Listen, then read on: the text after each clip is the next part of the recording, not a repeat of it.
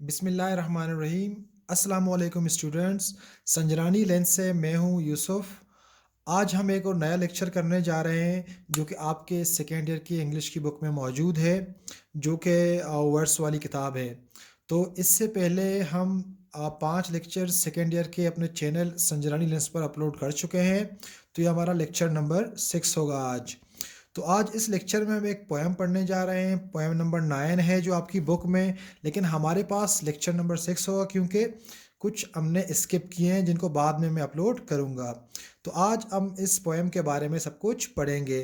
तो इसमें 2 हिस्सों पर मुश्तमिल होगा। पहले हिस्से में हम यूँ करेंगे, कॉन्सेप्ट बनाएंगे, कुछ वर्ड्स को समझेंगे, तब जाकर line by line stanza wise इस पोएम को जब पढ़ेंगे ताकि आपका कॉन्सेप्ट क्लियर हो जाए, जिससे पेपर में आपके क्वेश्चंस इजीली हो जाएं और एमसीक्यूज भी सॉल्व हो जाएं। पोएम नंबर 9 जो बुक में है, से नॉट द स्ट्रगल नॉट अवेलेथ। ये मत कहो, स्ट्रगल कहते हैं मेहनत को, नॉट का मतलब है डज नॉट, अवेलेथ मतलब फ़ायदेमंद। ये मत कहो कि आप जो मेहनत करते हो उसका कोई भी फ़ायदा आपको नहीं होता। तो इस पोएम का नाम, इसको हम समझेंगे आगे जाकर। तो इसके जो पोएट का नाम है आर्थर ह्यूज क्लफ। इस साहब ने इस पोएम को कंपोज किया है।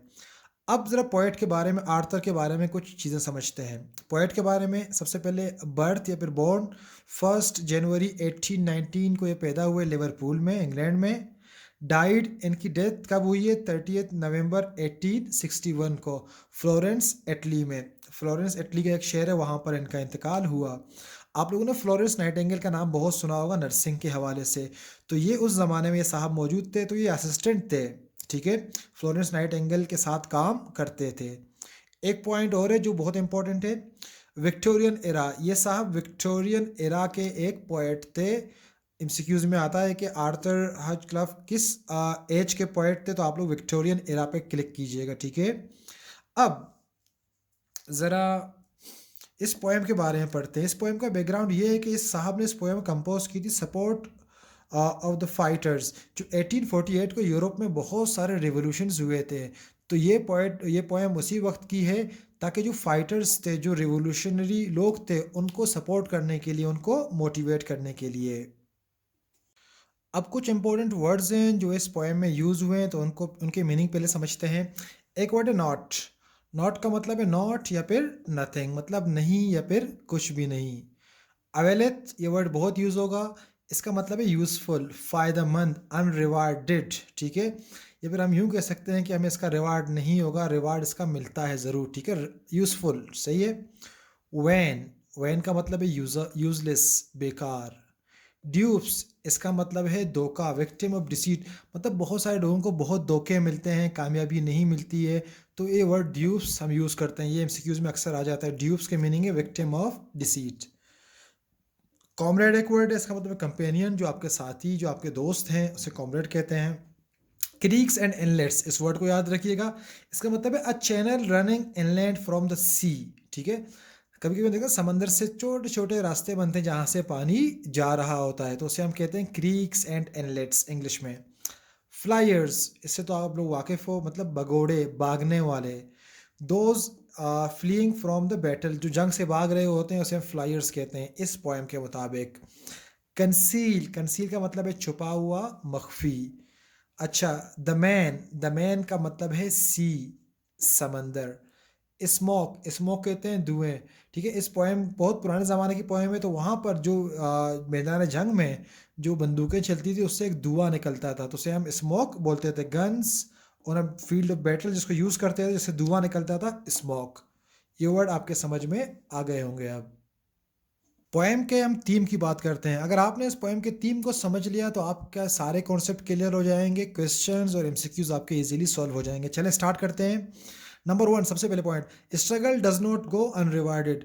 आप जो मेहनत करते हो वो कभी भी बेकार नहीं जाता, उसका सिला आपको कभी ना कभी मिलता है। कभी कभी हमें कुछ मेहनत के सिले जल्दी नहीं मिलते हैं, जो कि बहुत लॉन्ग टर्म या शॉर्ट टर्म हमें कोई रिजल्ट्स नहीं मिलते हैं। तो इसका मतलब यही है कि आप जो मेहनत करते हो वो कभी भी बेकार में नहीं जाता।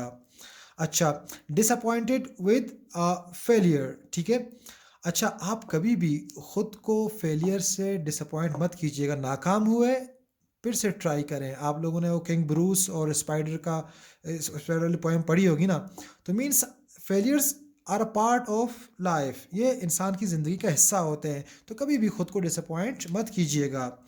अच्छा, हम कहते हैं ना एफर्ट्स आर यूजलेस, आपकी मेहनत कभी यूजलेस नहीं होते हैं। ये बोल रहा है कि यूजलेस है नहीं, बिल्कुल उनका कोई ना कोई असर होता है। Have no effect on enemy, ठीक है।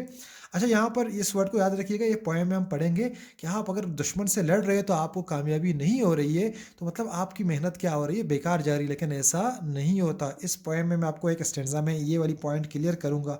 आपके जो एफर्ट्स हैं उनका कोई ना कोई आपको सिला ज़रूर मिलता है। कि हमें we should continue our efforts, हमें अपनी मेहनत को जारी रखना चाहिए, कभी भी पीछे नहीं हटना चाहिए।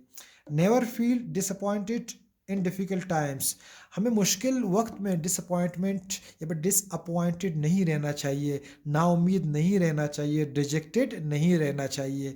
तो ये कुछ पॉइंट्स हैं कि स्ट्रगल आपकी कभी बेकार नहीं जाती है। फेलियर से ख़ुद को कभी मायूस मत कीजिएगा।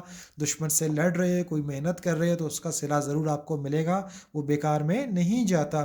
तो हमें अपनी मेहनत को जारी रखना चाहिए और मुश्किल वक्त में बिल्कुल हमें साबित कदम रहना चाहिए, हौसले नहीं हारना चाहिए। तो ये कुछ पॉइंट्स थे जो इसकी थीम को समझने में आपके सामने हैं। अब इस पोएम को हम line by line stanza wise पढ़ेंगे। चलिए स्टार्ट करते हैं। से नॉट द स्ट्रगल नॉट अवेलेथ, ये मत कहो जो आप मेहनत करते हो बेकार में चला जाता है। ये पोएम का नाम है, आर्थर ह्यूज क्लफ। चलिए फर्स्ट स्टेंजा पढ़ते हैं।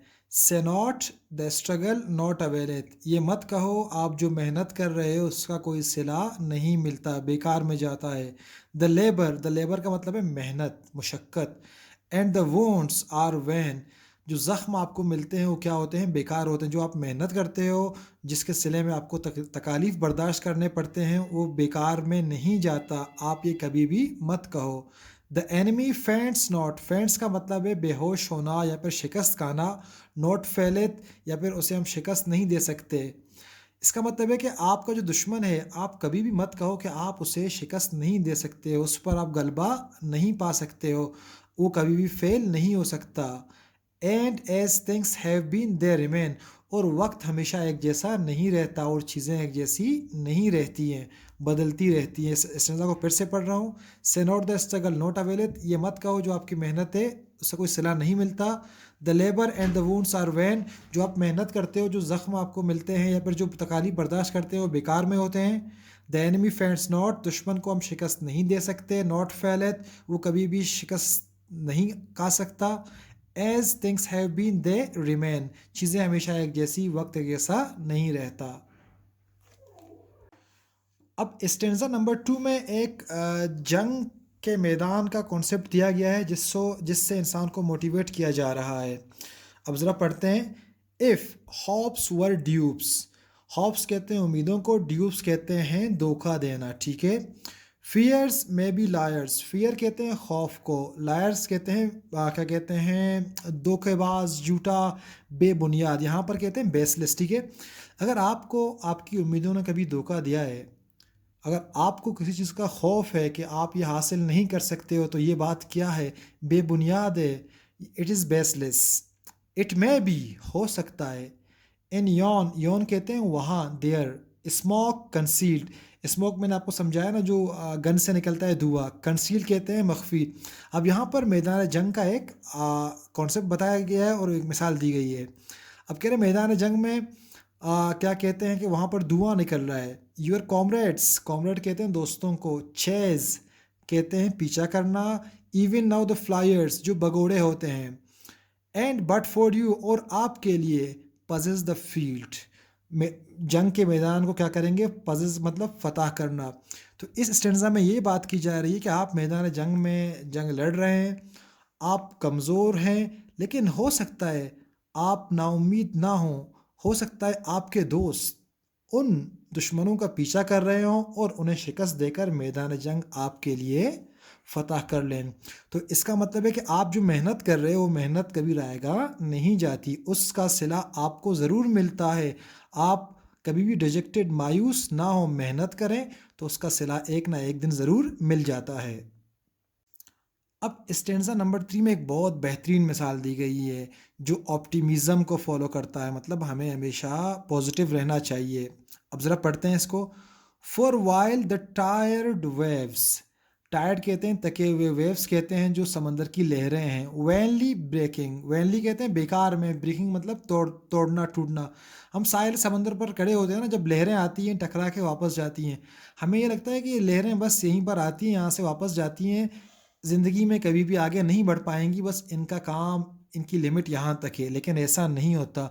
मतलब जब हम मेहनत करते हैं छोटे-छोटे तरीके से, कम-कम मेहनत करते हैं, तो हमें लगता है हमारी मेहनत रायगा जाएगी, कभी उसका सिला हमें नहीं मिलेगा। अब आगे बढ़ते हैं। For while the tired waves vainly breaking seem here no painful inch to gain, हमें ये लग रहा होता है कि ये जो वेव्स हैं, ये आगे नहीं बढ़ पाती हैं, 1 इंच भी आगे नहीं बढ़ती हैं। लेकिन होता क्या है, फार बैक, कहीं दूर दराज, through creeks and inlets, creeks मैंने आपसे कहा था ना, इनलेट्स जहाँ से समंदर में छोटा सा एक रास्ता बनता है, पानी जाता है।